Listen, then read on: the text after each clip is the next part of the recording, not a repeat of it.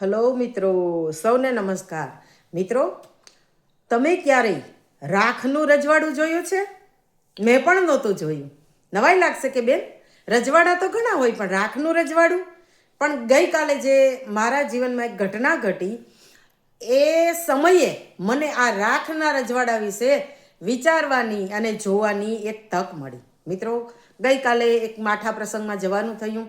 બધી તૈયારીઓ ચાલતી હતી અંતિમ યાત્રાની, અને લગભગ બસ હવે નીકળવાની તૈયારી જ હતી. એટલામાં એક કોઈ જે વ્યક્તિ ગુજરી ગયા હતા એના કોઈ સ્વજન અચાનકથી આવે છે અને લગભગ દોટ મૂકી હોય એવી દોટથી આવી અને એક ભાઈએ જે ખંભો આપ્યો હતો, કાંધ આપી હતી, એને લગભગ ધક્કો મારીને પોતે ત્યાં ગોઠવાઈ જાય છે અને રડતા રડતા કહે છે કે અરે આ હક તો મને લેવા દો, આ હક તો મારો છે.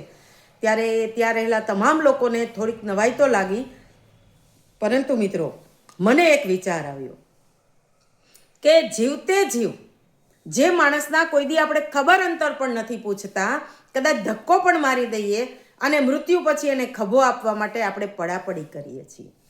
જીવતે જીવ જે માણસના બે બોલ પણ આપણે સહન કરી શકતા નથી, આપણને એ ઘોંઘાટ લાગે છે, સલાહો લાગે છે, એ જ વ્યક્તિની જ્યારે આંખ મીચાઈ જાય ત્યારે આપણે કહીએ કેવી મીઠી વાણી હતી, કેવા સમજુ હતા. પણ આ બધું, આટલા બધા વખાણ થાય, આટલી બધી આપણી સારી બાબતોની નોંધ લેવાય, એ બધું ક્યારે થાય? જ્યારે આપણે રાખ થઈ જઈએ ત્યારે. રાખમાંથી રજવાડું ઊભું થાય.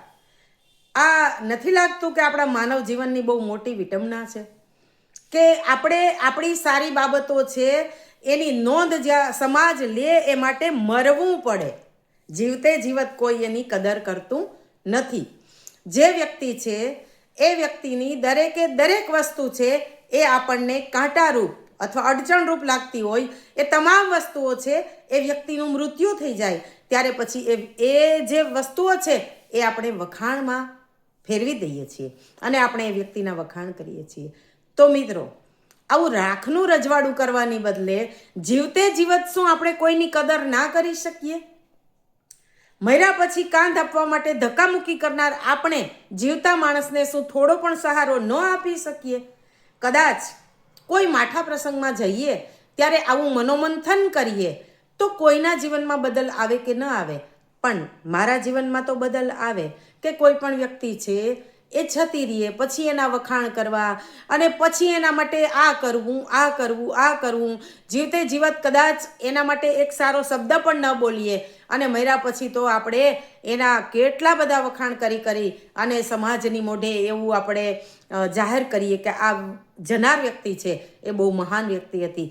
આ ખરેખર વ્યાજબી લાગે છે તમને?